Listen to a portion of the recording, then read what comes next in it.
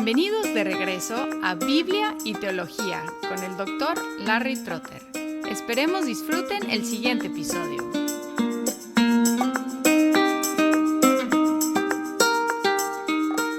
Bienvenidos a esta edición especial de Biblia y Teología para Viernes Santo. Soy Larry Trotter y tengo el privilegio el día de hoy de compartir este episodio con mi amigo y colega, el ingeniero, maestro, autor y locutor Arturo Pérez. Vamos a estar alternando con las 7 palabras o los 7 dichos de Jesús desde la cruz.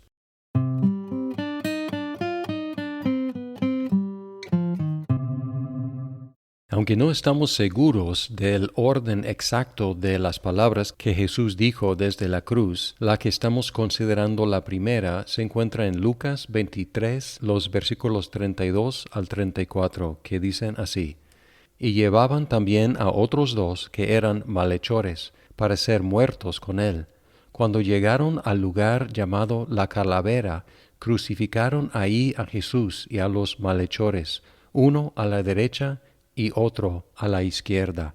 Y Jesús decía: Padre, perdónalos, porque no saben lo que hacen.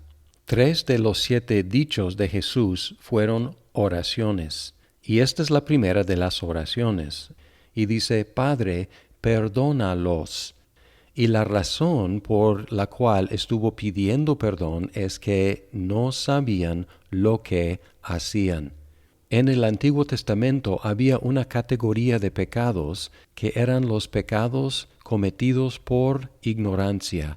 Aquí encontramos a Jesús presentando a su Padre los pecados de los que estaban persiguiéndolo hasta la cruz en esta categoría de los pecados de ignorancia. Pecados que en el Antiguo Testamento podían ser perdonados siempre que se ofrecía el sacrificio adecuado para quitar el pecado. Cristo mismo tuvo que ofrecerse a sí mismo el sacrificio perfecto y adecuado para quitar el pecado. Así que en la cruz, en esta primera palabra, Cristo pedía el perdón de los pecados y también se ofrecía por los pecados para lograr su perdón. En cuanto a esta petición basada en la ignorancia, Pedro y Pablo mencionaron esta cuestión de la ignorancia.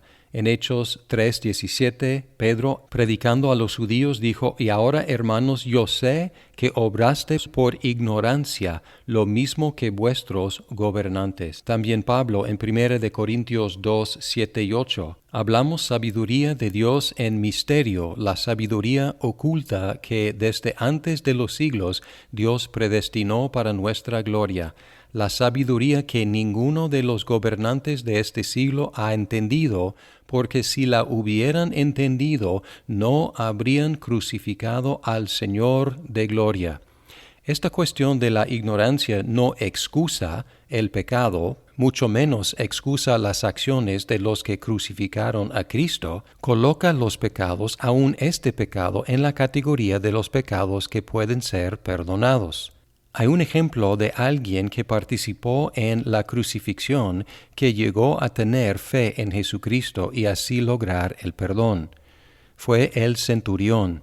Estuvo ahí al pie de la cruz y observó cómo Jesús se entregó. Él exclamó: Ciertamente este es el Hijo de Dios.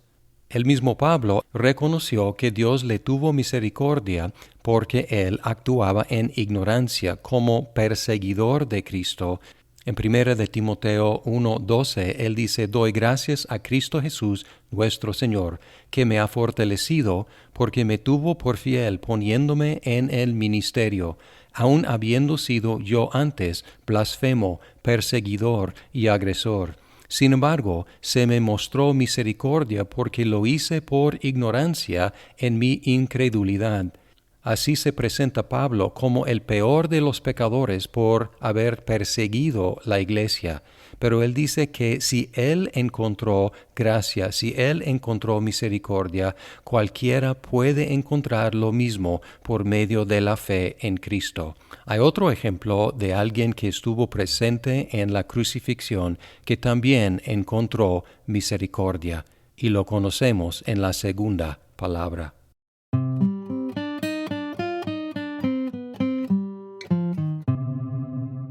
La segunda palabra de Jesús se registra en el Evangelio de Lucas capítulo 23. Leemos desde el verso 39.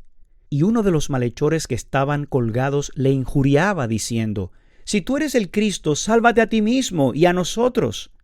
Respondiendo el otro, le reprendió diciendo: «¿Ni aún temes tú a Dios estando en la misma condenación? Nosotros, a la verdad, justamente padecemos porque recibimos lo que merecieron nuestros hechos, mas éste ningún mal hizo». Y dijo a Jesús: «Acuérdate de mí cuando vengas en tu reino». Y aquí vemos la segunda palabra de Cristo en el verso 43. Entonces Jesús le dijo: «De cierto te digo que hoy estarás conmigo en el paraíso».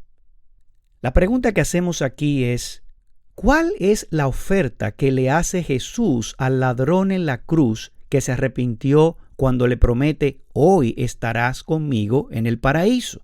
Por supuesto que implicaba que al momento de su muerte, el pecador partió a estar con Cristo en el paraíso. Pablo decía que prefería partir y estar con Cristo, lo cual era muchísimo mejor que estar acá en la tierra. Pero esta palabra de Cristo de que hoy estarás conmigo en el paraíso tiene un significado de mayor alcance. No es solamente que vamos a estar con Cristo en el cielo después de nuestra muerte, sino que ya estamos con Cristo en el paraíso hoy.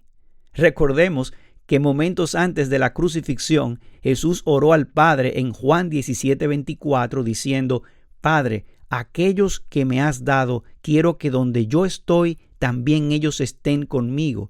Y el apóstol Pablo explica en su carta a los Efesios 2:6 que Dios nos hizo sentar en los lugares celestiales con Cristo Jesús. Es decir, que en la mente de Dios esto ya ha sucedido. Nosotros estamos en Cristo y con Cristo en el mismo momento en que creemos en Él. Aquí hay una idea de nuestra unión con Cristo. Él quiso ir a la cruz para que nosotros podamos estar con Él. No solamente en la eternidad, luego de nuestra muerte, sino para que estemos con Él ahora mismo, como Él prometió: «He aquí, yo estoy con vosotros hasta el fin del mundo». Con todos los problemas que enfrentamos en nuestra vida, nuestros anhelos, nuestros deseos no satisfechos, escasez, enfermedad, sufrimiento, todo esto nos hace olvidar nuestra unión con Cristo y nuestras riquezas en Él.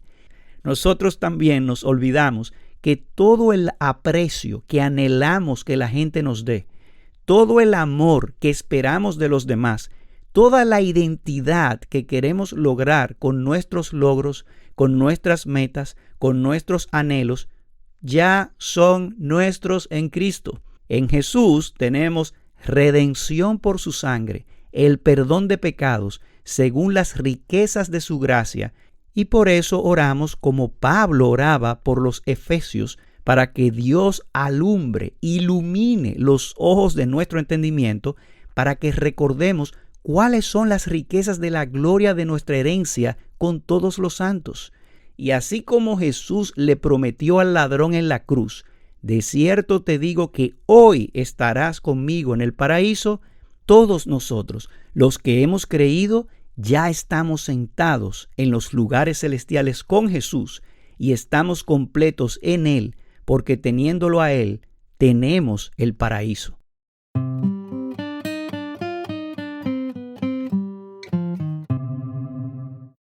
La tercera palabra se encuentra en Juan 19, 26 al 27, que dice así: «Y cuando Jesús vio a su madre y al discípulo a quien él amaba, que estaba ahí cerca, dijo a su madre: Mujer, he ahí tu hijo. Después dijo al discípulo: He ahí tu madre. Y desde aquella hora el discípulo la recibió en su propia casa». En la tercera palabra se dirigió a su propia madre y a su discípulo amado, a quien identificamos como el apóstol Juan, hijo de Zebedeo. Muchos han observado que José no aparece en los evangelios después de que Jesús tuvo 12 años, y suponemos que él murió antes del ministerio público de Cristo, dejando a su madre como viuda. Normalmente sería responsabilidad del hijo primogénito cuidar a su madre, pero ahora Jesús estuvo a punto de partir, entregó su madre a su discípulo amado, y encargó a su discípulo amado recibir y cuidar a su madre. ¿Cuál es el significado de esta acción tan tierna? Recordamos que el quinto mandamiento dice: honra a tu padre y a tu madre, y al encomendar a su madre a Juan y encargar a Juan cuidar a su madre, Jesús estuvo cumpliendo el quinto mandamiento. Aquí como ejemplo de lo que Jesús hizo en toda su vida. Él cumplió todos los mandamientos y nunca pecó. Muchas veces cuando pensamos en lo que Cristo hizo por nosotros, la primera cosa que pensamos y decimos es que Cristo murió por nosotros, y es absolutamente correcto. Pero también Cristo tuvo que hacer otra cosa por nosotros, y fue cumplir la ley perfectamente bien.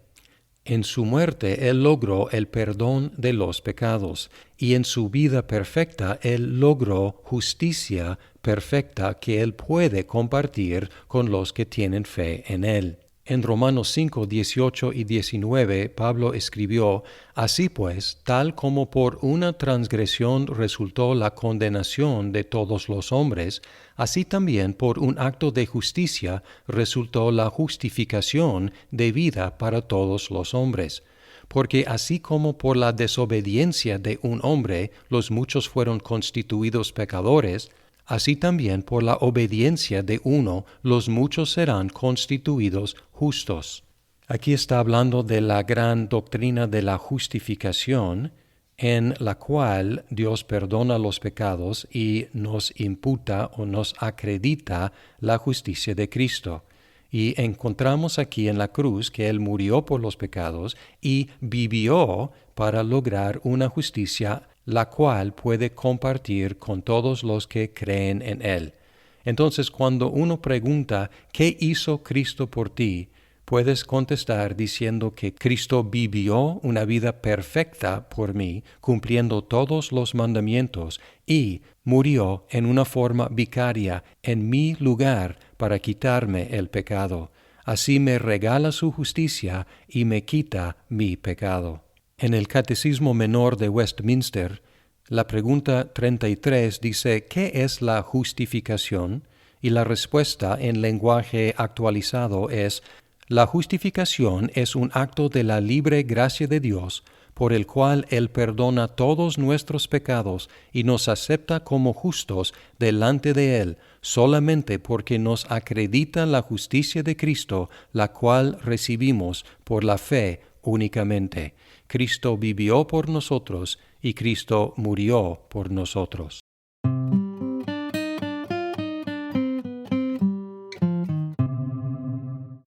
El Evangelio de Mateo en el capítulo 27 registra la cuarta palabra de Jesús, diciendo en el versículo 45 y 46, «Y desde la hora sexta hubo tinieblas sobre toda la tierra hasta la hora novena».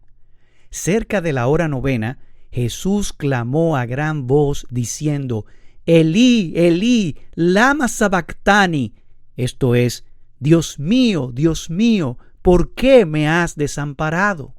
Al mirar estas palabras de Jesús sufriendo en la cruz en nuestro lugar, debemos pensar en un aspecto muy profundo que estaba sucediendo. 3 hombres murieron en esta colina del Gólgota en esa tarde. 3 hombres sufrieron siendo torturados y ejecutados, pero solo uno de esos hombres experimentó completamente la copa de la ira de Dios. Dios mío, ¿por qué me has desamparado? Estas mismas palabras que Jesús pronunció habían sido escritas antes en el Antiguo Testamento por el salmista David en el Salmo 22, cuando dijo: Dios mío, ¿por qué me has desamparado? ¿Por qué estás tan lejos de mi salvación y de las palabras de mi clamor? David estaba clamando en una situación de mucha angustia, de soledad, de un sentido de ausencia de Dios. David en ese salmo testifica de cómo él se siente por no estar percibiendo la sonrisa de Dios. Y fueron esas palabras las que Jesús tomó para describir lo que estaba sintiendo, y fue exactamente eso lo que experimentó en nuestro lugar. Es interesante ver el desarrollo de los eventos de la vida de Jesús en su ministerio cuando en su bautismo la voz de Dios el Padre fue escuchada claramente cuando dijo: "Este es mi Hijo amado en quien tengo complacencia". O cuando estuvo en el monte de la transfiguración, la misma voz del cielo testifica nuevamente: "Este es mi Hijo amado en quien tengo complacencia, a él oíd". Así que este Jesús, que había tenido una comunión perfecta con el Padre desde la eternidad, ahora, por causa de nuestro pecado, Él sufre la ausencia de Dios. Al que no conoció pecado, por nosotros Dios lo hizo pecado. Y esto significa que Jesús estuvo experimentando la presencia de Dios como una maldición y ya no como una bendición, como un Dios que abandona y no como uno que sonríe. Lo peor de todo fue la experiencia que sufrió Jesús por el abandono de Dios, la experiencia de la presencia de Dios como una maldición y no más como un gozo o una bendición. Y Jesús hizo esto por pecadores como yo, porque yo merezco y tú mereces esa maldición y ese abandono de Dios por nuestros pecados. Nuestro pecado merece ese terror y ese abandono. Y la gloria del Evangelio es el anuncio de que esto ha sido satisfecho. Cuando David escribió el Salmo 22 hablando del abandono de Dios, él también habló de esperanza después de haber sido desamparado, de gozo después de la tristeza y de vida después de esta muerte. Y la gran verdad del Evangelio es que la historia continuó. Aquel que no vio la sonrisa divina en ese momento, ese mismo resucitaría de entre los muertos y sería vindicado. Y esta es la gran esperanza que tenemos, que Jesús vino al mundo sufriendo los tormentos de la justa ira de Dios por el abandono de Dios en la cruz. Y es por esa razón que ya no tenemos temor, y es por esto que podemos tener esperanza.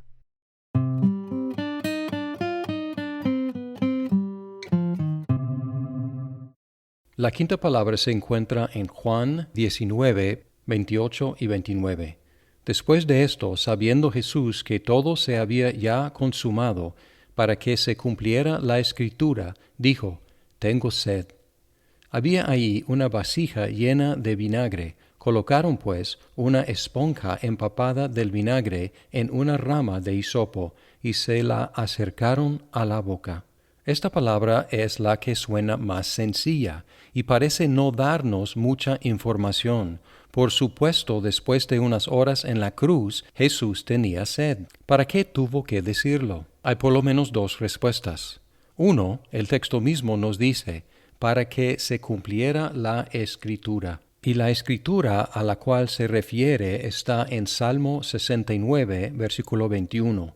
Y por comida me dieron hiel, para mi sed me dieron a beber vinagre. Y así se cumplió la Escritura. Pero no solo eso, Jesús estaba indicando la naturaleza vicaria de su muerte, es decir, que Él estaba sufriendo y muriendo en lugar de los pecadores. Y podemos ver esto en tres sentidos. En su conversación con la mujer samaritana, Jesús indicó que Él es la fuente del agua viva. Los pecadores tienen sed y Él puede satisfacer su sed, pero ahora Jesús, la fuente de agua viva, está experimentando la sed de los pecadores. En segundo lugar, Jesús, que vino desde el cielo, experimentó la sed consumidora del infierno. En Lucas 16 hay una parábola acerca de Lázaro y el hombre rico. Y el hombre rico está sufriendo en el infierno y lo que él quiere es satisfacer su sed con una gota de agua. Y aquí al decir tengo sed indica que Jesús estaba sufriendo esta sed del infierno. Jesús estaba experimentando el sufrimiento del infierno en lugar nuestro. Y, finalmente, Jesús, el inocente, estaba bebiendo la copa de la ira de Dios. Encontramos en los profetas y en los salmos que hay una copa, la copa de la ira de Dios, y esta copa está destinada para los pecadores. Y Jesús, al decir yo tengo sed, está expresando su voluntad de beber de esa terrible copa. Si se acuerdan, en el huerto de Getsemaní, Él pidió 3 veces que le pasara la copa. ¿Cuál copa? Esta copa de la ira de Dios. Pero no era posible que la justicia de Dios se satisficiera sin que Él tomara de esa copa. Y luego cuando llegaron a arrestarlo en Juan 18 y Pedro saca su espada, Jesús le dice, regresa tu espada a su lugar, ¿no voy a beber la copa que mi Padre me ha dado? Indicando que él estaba dispuesto a beber de esa horrible copa. Jesús, al beber de esa copa en la cruz, la dejó vacía para todos los que confían en él.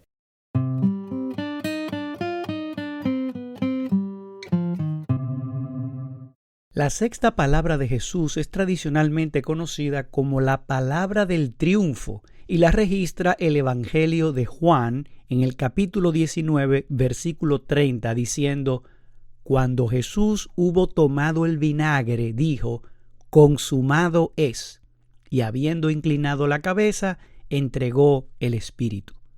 Es característico de la humanidad terminar nuestros días dejando inconclusa nuestra obra. Por ejemplo, tenemos sinfonías inconclusas o pinturas no terminadas.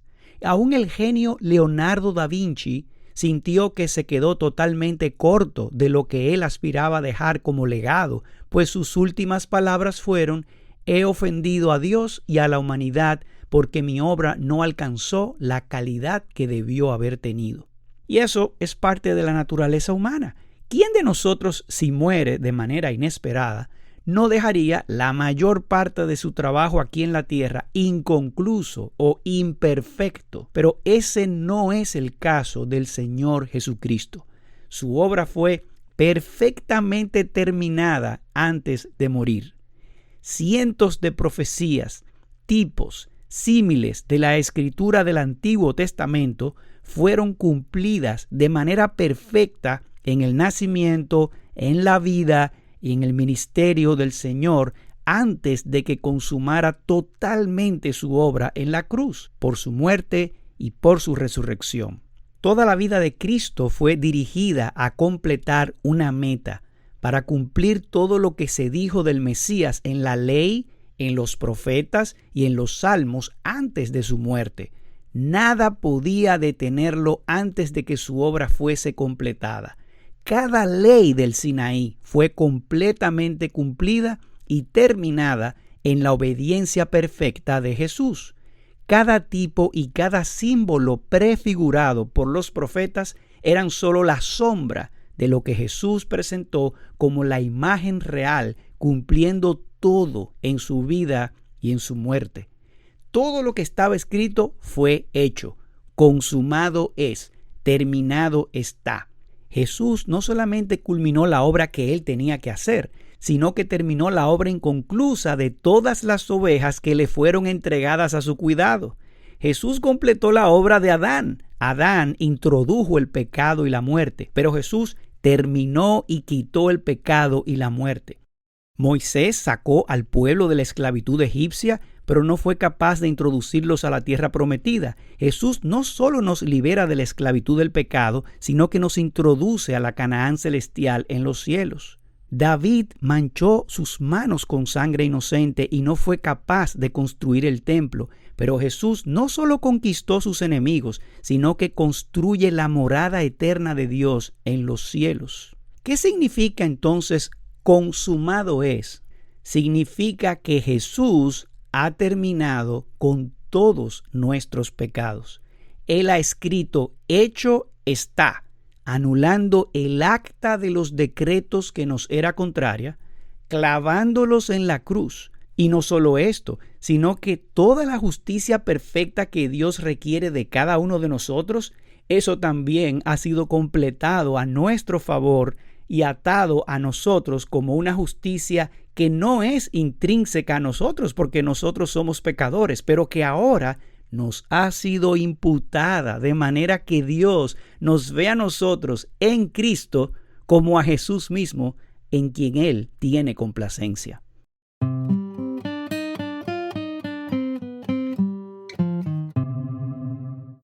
La séptima palabra se encuentra en Lucas 23, 44 al 46. Era ya como la hora sexta, cuando descendieron tinieblas sobre toda la tierra, hasta la hora novena. Al eclipsarse el sol, el velo del templo se rasgó en dos, y Jesús, clamando a gran voz, dijo: Padre, en tus manos encomiendo mi espíritu. Y habiendo dicho esto, expiró. Calculamos que Jesús duró 6 horas en la cruz, y aquí a la mitad de estas 6 horas descendieron tinieblas sobre toda la tierra hasta la hora novena. Si se acuerdan, antes del éxodo de los israelitas de Egipto, cayeron 10 plagas sobre los egipcios. Una de las plagas fue tinieblas sobre toda la tierra, indicando el juicio de Dios.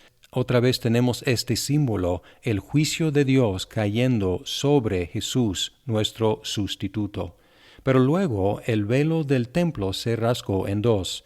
En el templo había 2 velos o 2 cortinas, una cortina entre el exterior y el lugar santo, y luego otra cortina entre el lugar santo y el lugar santísimo.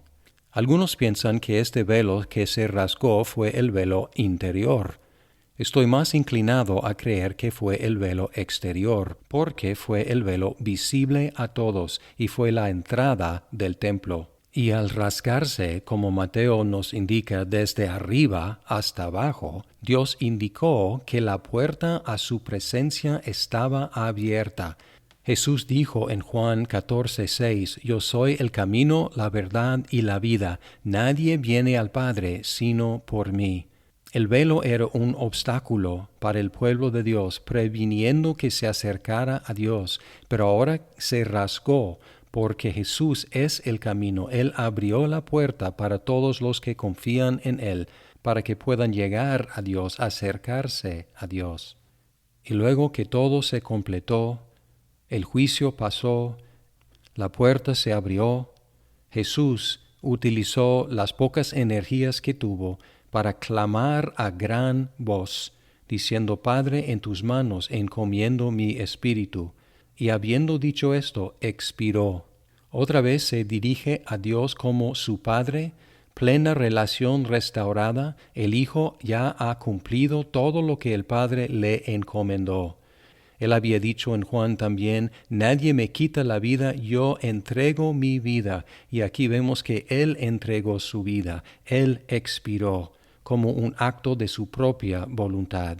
El Padre lo recibió y aprobó toda su obra, y lo sabemos porque al tercer día lo resucitó de entre los muertos.